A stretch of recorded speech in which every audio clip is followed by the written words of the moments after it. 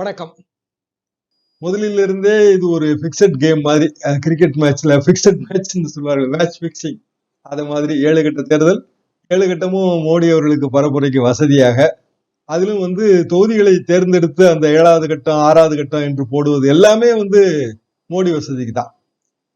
West Bengal என்றால் 7 கட்டத்திலும் அவங்களுக்கு தேர்தல். நம்ம விட கொஞ்சம் தொகுதி தான் கூட, 7 கட்டத்திலும் தேர்தல். உத்தரப்பிரதேசம் நம்ம விட 2 மடங்கு தொகுதி, 7 கட்டத்திலும் தேர்தல். 7 கட்டத்திலும் தேர்தல் என்று வரும்போது எல்லாமே 2 தொகுதி மோடி இங்கு போவார், அங்கு ஒரு 4 ரோட் ஷோ, இங்கு அடுத்தாற்போல் 2 தொகுதி. இப்படி அந்த பிரச்சார பயணம் அவருக்கு வசதியாக இருக்குமாறு தேர்தல் ஷெட்யூல் முதலிலேயே வடிவமைக்கப்பட்டது. தேர்தல் அட்டவணை அறிவிக்கப்பட்ட உடனேயே நான் இது குறித்து தொலைக்காட்சிகளில் எல்லாம் கூறினேன். மொத்தத்திலே தேர்தல் ஆணையம் மோடியின் கைப்பாவை, அது நல்ல தெளிவாக தெரிகிறது. ஆனாலும் மக்கள் இருக்கிறார்கள், வாக்காளர்கள், சாமானிய வாக்காளர்கள் இன்றைக்கு எதை பற்றி கவலைப்படுகிறார்கள்? அவர்களை பொறுத்தவரையில் இந்து மதத்தை அழிப்பதற்கு இஸ்லாமியர்கள் முயற்சிக்கிறார்கள் என்கிற குற்றச்சாட்டு. அது நிஜமாக அவர்கள் எப்படி அதை நினைப்பார்கள்? இந்து மதத்தை காப்பாற்றுவதற்கு யாரும் தேவையில்லை. எத்தனையோ 1000 ஆண்டுகளாக இருக்கிறது. அது ஆங்கிலேயர்கள், முகலாயர்கள், எத்தனையோ மதத்தினர் இந்தியாவிலே இருந்தார்கள். யார் அழித்தார்கள்?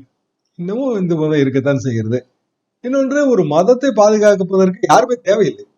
தன்னைத்தானே பாதுகாத்துக் கொள்ளக்கூடிய வல்லமை வாய்ந்ததானே எல்லா மதங்களும். அது கிறிஸ்தவமாக இருந்தாலும் சரி, இஸ்லாமாக இருந்தாலும் சரி, இந்து மதமாக இருந்தாலும் சரி, தன்னைத்தானே பாதுகாத்துக் கொள்ளும். மோடி தான் இந்து மதத்தின் பாதுகாவலரா என்ன? அது எப்படி ஒரு தனி மனிதன் ஒரு மதத்தை, ஒரு நம்பிக்கையை பாதுகாக்க முடியும்? கர்நாடகாவில் பசவண்ணா காலத்திலிருந்து லிங்காயத்துகள் தோன்றும் போது, உருவாக்கப்படும் போது, அந்த அமைப்பு உருவாக்கப்படும் போது ஏற்கனவே இருந்த எல்லா நெறிமுறைகளையும் எதிர்த்துதான் அது வந்தது.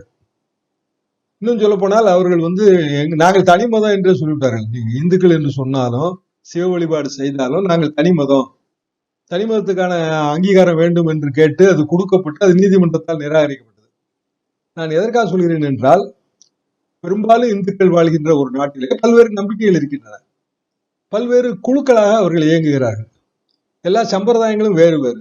தமிழ்நாட்டு சம்பிரதாயம் வேறு, வட இந்திய இந்து சம்பிரதாயம் வேறு. அப்படிதான் இந்த நாடு. இது மிகப்பெரிய பிரம்மாண்டமான ஒரு பூமி, பல்வேறு நம்பிக்கைகள். இன்னும் சொல்ல போனால், பிரிவினைக்கு முன்னால் ஆப்கானிஸ்தானில் இருந்து ஒரு பெரிய பறந்து விழுந்த நிலப்பகுதி, ஒரு உபகண்டம். இதுல ஒரு குறிப்பிட்ட மதத்தை நான் பாதுகாக்கப் போகிறேன் என்று சொல்வது ஒரு முரட்டு தேசியவாதம், மஸ்குலார் நேஷனல் வாதம், மஸ்குலார் நேஷனலிசம். இந்த முரட்டு தேசியவாதத்தின் மூலமாக என்ன அச்சீவ் செய்வதற்கு மோடி முயற்சிக்கிறார் என்றால், தன்னை விட்டு ஆள் இல்லை என்கிற ஒரு தோற்றத்தை உருவாக்குவது. பெரிய தோற்ற பிழை, காட்சி பிழை. காரணம், எப்போதுமே எந்த ஜனநாயகத்திலும் ஒருவர் நிரந்தரமானவர் கிடையாது. தலைவர்கள் வந்து கொண்டே இருப்பார்கள். எத்தனையோ மன்னர்கள் இந்த நாடு கண்டது. சுதந்திரத்துக்கு பிறகு எத்தனையோ தலைவர்களை கண்டது. தமிழ்நாட்டில் எத்தனை தலைமை மாற்றங்கள், வட இந்தியாவில் எத்தனை தலைமை மாற்றங்கள். ஆக மோடி மட்டுமே நிரந்தரம் என்பதே ஒரு பெரிய பைத்தியகாரத்தனமான வாதம். அதிலே இஸ்லாமியர்களுக்கான ஏற்கனவே தரப்பட்டுள்ள இடஒதுக்கீடுகள் எல்லாம் ரத்து செய்வோம் என்று அவர் சொன்னவுடன் ஆந்திராவில் என்டிஏ கூட்டணியே அது உடைகிறது. ஆந்திராவிலே சந்திரபாபு நாயுடு, ஆந்திராவின் ஒரு பெரிய திரை நட்சத்திரம் பவன் கல்யாண், பாரதிய ஜனதா கூட்டணி. இந்த கூட்டணி ஒய்எஸ்ஆர் காங்கிரஸை எதிர்க்கிறது, அது ஆளுங்கட்சி. இப்போது தேர்தல் அறிக்கை வெளியிடுகிறார்கள், ஜாயிண்ட் மேனிபெஸ்டோ, கூட்டறிக்கை. அதிலே நாயுடு படம் இருக்கிறது, பவன் கல்யாண் படம் இருக்கிறது, மோடி படம் எங்கே எங்கே என்று பூத கண்ணாடி வைத்து தேடுகிறார்கள். மோடி படத்தையே காணும். ஏன் என்று கேட்டால், இல்ல மோடி படம் போட்டால் இங்க ஓட்டு விழாது என்று சொல்லுகிறார்கள். இன்னும் சொல்ல போனால், இந்த இஸ்லாமியர் இடஒதுக்கீடை ரத்து செய்வோம் என்று அமித்ஷாவும் மோடியும் பேசியவுடன் ஆந்திராவில் நாயுடு உடனடியாக அதெல்லாம் இல்லை, அப்படியெல்லாம் நாங்கள் ரத்து செய்ய மாட்டோம், அதை தொடர்ந்து வலியுறுத்துவோம் என்று தேர்தல் காலத்திலே பாரதிய ஜனதா ஒரு மேனிபெஸ்டோ வெளியிடுகிறது. அதிலே சொல்லப்பட்ட விஷயத்தை ஆந்திராவில் இருக்கிற கூட்டணி மறுக்கிறது. கூட்டணியிலேயே குத்துவிட்டு பிளவு. அப்படி என்றால் ஆந்திராவிலே இவர்கள் வைத்திருக்கிற கணக்கு எங்கே பலிக்கும்? முதல் கட்ட தேர்தலிலே 100 தொகுதிகளுக்கு மேல இங்க தென்னகத்தில், தமிழ்நாடு மேஜர் மற்றும் பிற மாநிலங்கள் 100 தொகுதிகள்ல ஒரு 20 தொகுதி பாரதிய ஜனதா ஜெயித்தா ஆச்சரியம் என்கிற நிலைதான். ஆனால் 100லே 100க்கு 100, 100க்கு 80 என்று அமித்ஷா சொன்னார். முதல்கட்ட தேர்தலிலே வளர்ச்சி, மோடி கேரண்டி. மோடி கேரண்டி என்ன ஆச்சுன்னு எனக்கு உண்மையிலே தெரியல. எல்லா கூட்டத்திலையும் அது பேசுனாங்க, மோடி கேரண்டின்னு. பாரதிய ஜனதாவோட தேர்தல் அறிக்கையே மோடி கேரண்டி தான் என்று சொன்னார்கள். மோடி படம் தான் பிரதானமா இருந்துச்சு அறிக்கையில. மோடி கேரண்டியை பத்தி ஏன் இப்ப பேசுறதுக்கே ஆள் இல்ல? எங்கே போயிட்டு மோடி கேரண்டி கிடையாதாமோ? மோடி கேரண்டி இப்ப எல்லாம் பேசுறது எல்லாமே பாகிஸ்தான் கேரண்டி தான். பாகிஸ்தான் காங்கிரஸ் ஜெயிப்பதை விரும்புகிறது. மோடி அவர்கள் 2014 வெற்றி பெற்றவுடன் முதல்ல போன நாடு பாகிஸ்தான். நவாஸ் ஷெரீப்பின் மனைவிக்கு இங்கிருந்து ஒரு இந்திய விலை உயர்ந்த புடவை ஒன்றை பரிசாக கொடுத்தார். ஒரு நாட்டுக்கு ஒரு தலைவர் போகும்போது பரிசு கொடுப்பது இயல்புதான்.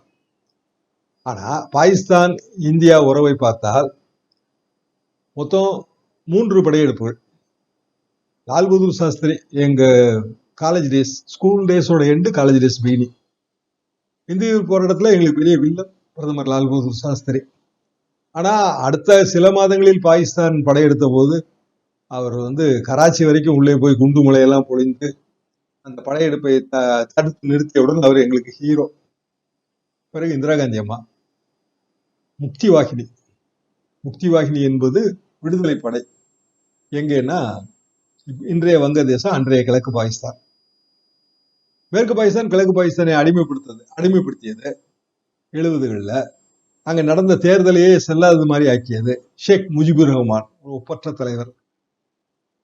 அவர் முக்தி வாகினி, அந்த விடுதலை படை, அதற்கு இந்தியா பயிற்சி கொடுத்து கடைசியில பாகிஸ்தான் இரு நாடுகளானது.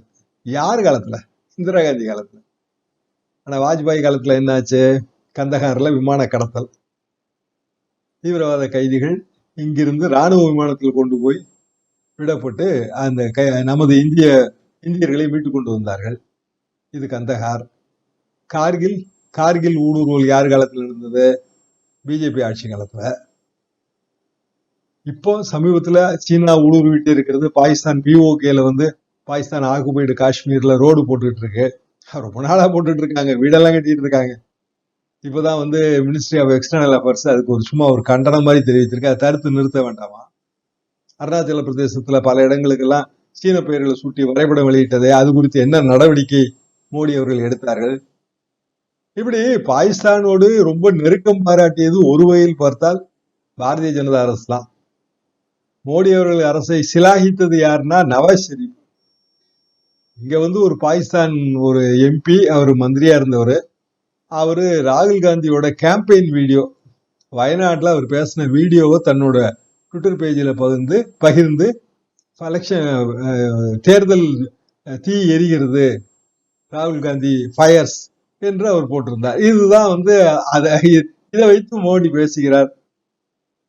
பாகிஸ்தான் ராகுலுக்கு ஆதரவா இருக்கிறது, காங்கிரஸ் ஜெயிக்க வேண்டும் என்று விரும்புகிறது. ஏன் தெரியுமா? பலவீனமான அரசை இந்தியாவிலே உருவாக்க முயற்சிக்கிறது. நாங்கள் பலம் பொருந்திய அரசு. மோடி 400 இடங்களுக்கு மேல் எடுத்தால் உலக நாடுகளே இந்தியாவுக்கு தலை வணங்கும். விஸ்வ குரு, உலகத்துக்கே நாங்கள் குரு. மோடி போன் செய்தால் உக்ரைன் போர் ஸ்டாப்டு. மோடி ஒரு தொலைபேசி அழைப்பு விடுத்தால் இஸ்ரேல் ஹமாஸ் அந்த குண்டுவெடிப்பு நிறுத்தப்படும். இப்படி அடித்து விட்டு கொண்டிருக்கிறார்கள். அப்படி என்றால் எல்லாமே தேர்தலுக்காக எப்படி வேண்டுமானாலும் திரித்து பேசுவது என்று வரும்போது பெரிய தவறு நேற்று நடந்தது. சோனியா காந்தியை பற்றி கொஞ்சம் இழிவாக பேசிவிட்டார் மோடி. அவர்கள் இந்த தேர்தலிலே போட்டியிடாமல் ராஜ்யசபா எம்பி ஆனதை. வயது முதிர்ந்த பெண்மணி, உடல்நிலை சரியில்லை, ஏற்கனவே அறுவை சிகிச்சை செய்திருக்கிறார். மக்களவை எம்பியாக இருக்கிற அந்த ரிகர்ஸ் தாங்க முடியாது என்று வரும்போது ராஜ்யசபா எம்பி ஆகிறார். இந்திய சரித்திரத்தில் நடக்காத விஷயமா? எப்போதுமே இப்படியான விஷயங்கள் நடப்பதுதான். ஒரு வகையில் பார்த்தா நல்லதுதான். உடல்நல சரியில்லாத ஒருவர் ஒரு பெயருக்காக எம்பி ஆகி அந்த மக்களுக்கு எந்த பணியும் செய்யாமல் போவது அது ஜனநாயகமா என்ன? எனவே மூத்தோர் அவைக்கு, கற்றோர் அவைக்கு அவர் செல்கிறார். அந்த இடம் ராகுல் காந்தி போட்டியிடுகிறார். அதுதான் ரேபரேலி. ரேபரேலி ஒரு காலத்துல இந்திரா காந்தியின் கணவர், ராகுல் காந்தியின் பாட்டனார் ஃபரோஸ் காந்தி போட்டியிட்டு 2 முறை வெற்றி பெற்ற தொகுதி. அதற்கு பிறகு இந்திரா காந்தி அவர்கள் எங்கள் காலகட்டத்திலே, அதாவது 77 எமர்ஜென்சி காலகட்டத்துல ஜனதா கேண்டிடேட் ராஜ்நாராயணன், நான்லாம் அப்போ பஞ்சாப்ல வேலை பார்த்துட்டு இருக்கேன். இந்திரா காந்தியை ரேபரேலியில தோற்கடிச்சிட்டார். பெரிய கதாநாயகனா திகழ்ந்தார் அவரு.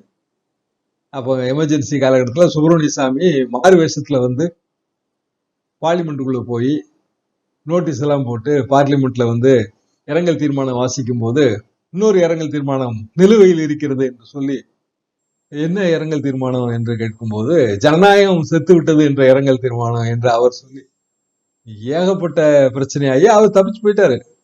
ட்ரெயின் எல்லாம் பிடிச்சி எங்கேயோ பார்டருக்கு போய் திருப்பி அமெரிக்காவுக்கு போயிட்டாரு.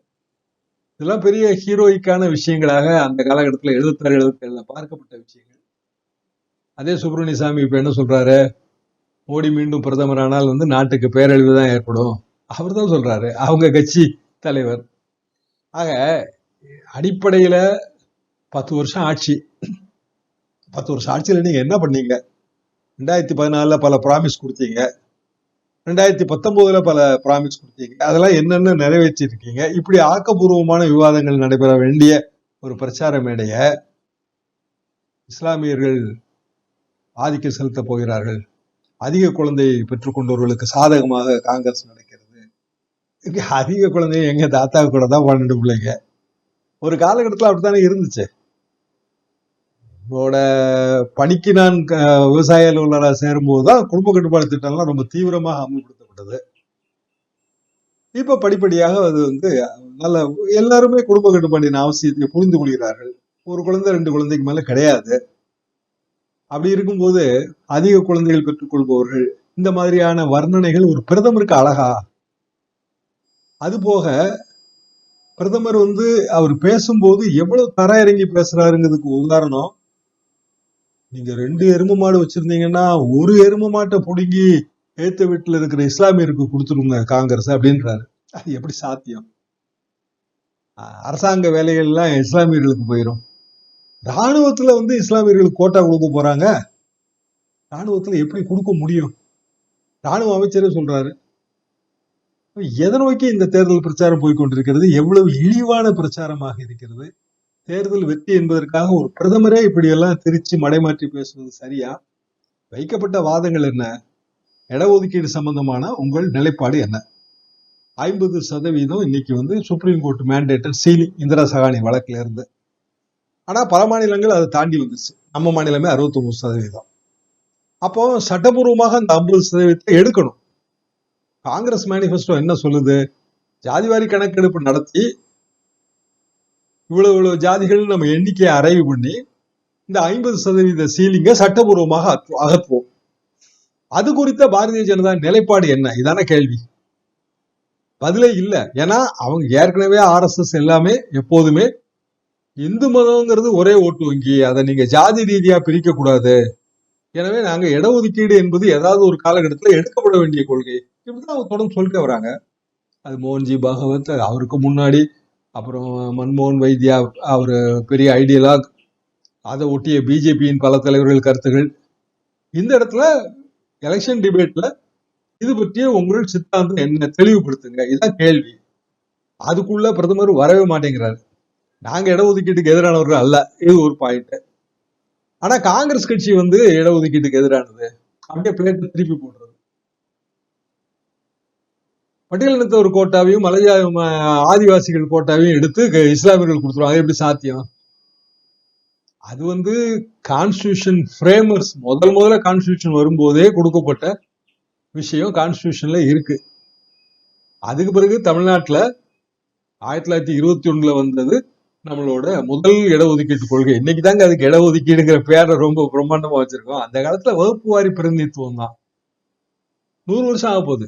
RSS 100 வருஷம் ஆக போகுதுன்னா, இங்க தென்னகத்தின் வகுப்பு வாரி பிரதிநிதித்துவ கொள்கை 100 வருஷம் ஆகுது.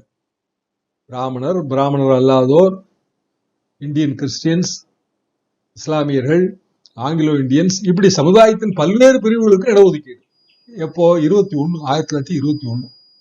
தஞ்சை பெரியார் அதை வரவேற்கிறார். அதுக்கு பிறகு பல்வேறு கட்டங்களாக தென்னகம் முழுவதும், அதாவது ஒரிசாவிலிருந்து கன்னியாகுமரி வரைக்குமான மதராஸ் பிராவின்ஸ் முழுவதும் அது அமல்படுத்தப்படுகிறது. சுதந்திரம் அடைந்து கான்ஸ்டிடியூஷன் எழுதப்படும் போது பட்டியலினத்தவர்களுக்கு மட்டும்தான் இடஒதுக்கீடு, மற்றவர்களுக்கு இல்லை. அப்போ என்ன கோரிக்கை வைக்கப்பட்டது? சமூக ரீதியாகவும் கல்வி ரீதியாகவும் பிற்படுத்தப்பட்டவர்களுக்கு. நல்லா நோட் பண்ணுங்க, சமூக ரீதி, கல்வி ரீதி, பொருளாதார ரீதி கிடையாது. அப்போ socially and educationally backward classes, SCBC, இவர்களுக்கான இடஒதுக்கீடு ஏற்கனவே தென்னகத்துல அமல்ல இருக்கு. அப்போ தமிழ்நாடு, ஆந்திராலாம் பிரியவே இல்லை. அதை கான்ஸ்டிடியூஷன்ல கொண்டு வரணும் என்று சொல்லும் போது முதல் சட்ட திருத்தம் காங்கிரஸ் கட்சியின் ஒப்பற்ற பிரதமர், நமது முதல் பிரதமர் பண்டிட் ஜவஹர்லால் நேரு அவர்களால் கொண்டு வரப்பட்டது. இதுதான் வரலாறு. இந்த வரலாறை வசதியாக திருச்சி பேசுறாரு பிரதமர் மோடி. வரலாற்றை திரிக்கிற உரிமை இவருக்கு எங்கிருந்து வருகிறது? தோல்வி பயத்திலிருந்து வருகிறது. பதவியில் இருந்து விட்டு 10 வருடமாக பல்வேறு நாடுகளுக்கு பறந்து திரிந்து விட்டு உலகத்துக்கே குரு என்று மாறுதட்டி விட்டு இப்போது இந்திய தேர்தல்களில் தோற்று போனால் நம் நிலைமை என்ன? இது கேள்வி. தோற்று போவதை விட பெரிய ஆபத்து தோற்று போய்விடுவோம் என்கிற அச்சம் ஆட்டி படைப்பது. வரிசையாக நடைபெறுகிற பல்வேறு நிகழ்வுகள் தோல்வியை நோக்கித்தான் சுட்டி காட்டுகின்றன. 7 கட்ட தேர்தலா பிரிச்சா மோடிக்கு வசதிங்கிறது தான் முதல் திட்டம். இன்னைக்கு 7 கட்டமே ஆபத்தா இருக்கு. ஒவ்வொரு கட்டத்திலும் ஏதாவது ஒரு பின்னடைவு ஏற்படுது. 1ஆம் கட்டம் பின்னடைவு, 2ஆம் கட்டத்துல ஒரு பின்னடைவு, 3ஆம் கட்டத்துல கர்நாடகத்துல பாலியல் புகார், 4வது கட்டத்துல 3வது கட்டத்திலேயே கல்கத்தா கவர்னர் மீதே பாலியல் புகார். அதை மோடி அன்னைக்கு போய் தங்குறாரு. அந்த பெண் என்னை பின்னால் இருந்து ஆளுநர் கட்டி பிடித்தார்னு ஒரு குற்றச்சாட்டை போலீஸ் ஸ்டேஷன்ல பதிவு பண்ணுது. விசாரணை அல்லது தடயங்கள் சேகரிப்பதற்கு கல்கத்தா போலீஸ் உள்ள போலான்னா கவர்னர் பேன் பண்றாரு. ராஜ்பவனுக்குள்ள யாரும் வரக்கூடாது போகன்றாரு. அன்றைக்கேதான் பிரதமர் மோடி அங்க போய் தங்குறாரு. அதை பத்தி மூச்சு வாயவே திறக்கல. அப்போ 3ஆம் கட்ட தேர்தலில் கல்கத்தா, அதாவது வெஸ்ட் பெங்கால்ல போன முறை 2019 40% ஓட்டு, கிட்டத்தட்ட 18-20 சீட்டு. இந்த வாட்டி அது இல்லைன்னு ஆயிப்போச்சு. அதே மாதிரி கர்நாடகால போன தடவை கிட்டத்தட்ட 25 சீட்டு. இந்த வாட்டி ஒன்னும் வருமா, எவ்வளவு வரும், 5 வருமா, 8 வருமாங்கிற நிலைமையில இருக்காங்க பிஜேபி. இப்ப 4ஆம் கட்ட தேர்தல் வரும்போது அரவிந்த் கெஜ்ரிவால் ஜாமீன், அப்படி அந்த பிரச்சனை வரும்போது ஏற்கனவே வெற்றி பெற்று வைத்திருக்கிற கிட்டத்தட்ட 30-35 தொகுதியில பெரிய அளவுக்கான இழப்பு. இப்ப 5ஆம் கட்ட தேர்தலில் என்ன பூகம் போற போது 6, 7 எல்லாம் பாக்கி இருக்கு. போற போக்க பார்த்தா மோடி அவர்களுக்கான வாய்ப்பு என்பது ரொம்ப ரொம்ப குறைந்து கொண்டே போகிறது. மொத்தத்திலே இந்த தேர்தல் களம் என்பது காங்கிரசின் அரசியல் நகர்வுகள் ரொம்ப கிளவரா இருக்கிற மாதிரி தான் நான் ஃபீல் பண்றேன். ஒவ்வொரு கட்டத்திலையும் மோடி அவர்கள் பிரதமர் என்கிற அந்த ஸ்தானத்தையே மறந்து ரொம்ப கீழே இறங்கி பேச ஆரம்பித்து விட்டார். இது இந்திய மக்களிடையேயும் வெறுப்பை கிளப்புது, உலக மக்களிடையும் வெறுப்பை கிளப்புது. அப்படியான சூழ்நிலையில் இந்த தேர்தல் களம் மோடிக்கு சாதகமாக இல்லை என்பதுதான் எனது பார்வை. அடுத்த வீடியோவில் சந்திப்போம். நன்றி, வணக்கம். சோ இந்த வீடியோ உங்களுக்கு பிடிச்சிருக்கும்னு நினைக்கிறேன். அப்படி பிடிச்சிருந்தா லைக் பண்ணுங்க, உங்க ஃப்ரெண்ட்ஸ்க்கு ஷேர் பண்ணுங்க, மறக்காம நம்ம சேனலை சப்ஸ்கிரைப் பண்ணுங்க. தேங்க்யூ.